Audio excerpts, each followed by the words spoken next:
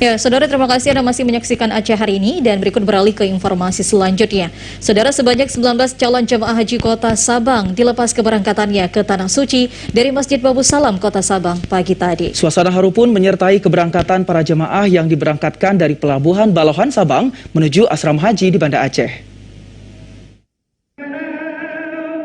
Lantunan azan melepas keberangkatan 19 calon jemaah haji Kota Sabang menuju Banda Aceh.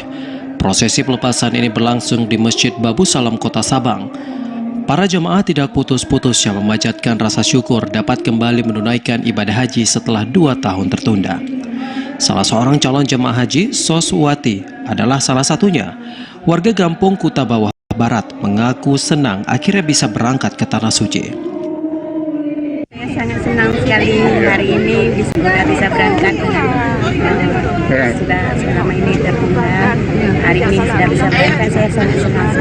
Saya sendiri rencana mau bawa mama karena mama sudah umurnya sudah lewat dari 65, jadi dia tidak bisa berangkat. Jadi saya berangkat. Sementara itu, Wali Kota Sabang Nazarudin yang diwakili staf ahli bidang pemerintahan hukum dan politik, Dr. Andes Marwan, mengatakan para jemaah akan diinapkan semalam di Banda Aceh untuk dilakukan serah terima kepada panitia haji provinsi. Selanjutnya, para jemaah akan menuju Arab Saudi pada tanggal 14 Juni 2022 mendatang. Fasilitasi oleh Pemko ini sampai ke asrama haji. Kita ada di sini pelepasan hari ini, kemudian sampai ke dermaga nanti disediakan tiketnya, disediakan bus, penjemputan di Uleli, kemudian diantar sampai ke hotel penginapan, hotel Mekah ya. Nah, kemudian nanti nginap 1 malam, besok pagi dijemput lagi dengan bus, dibawa ke asrama haji.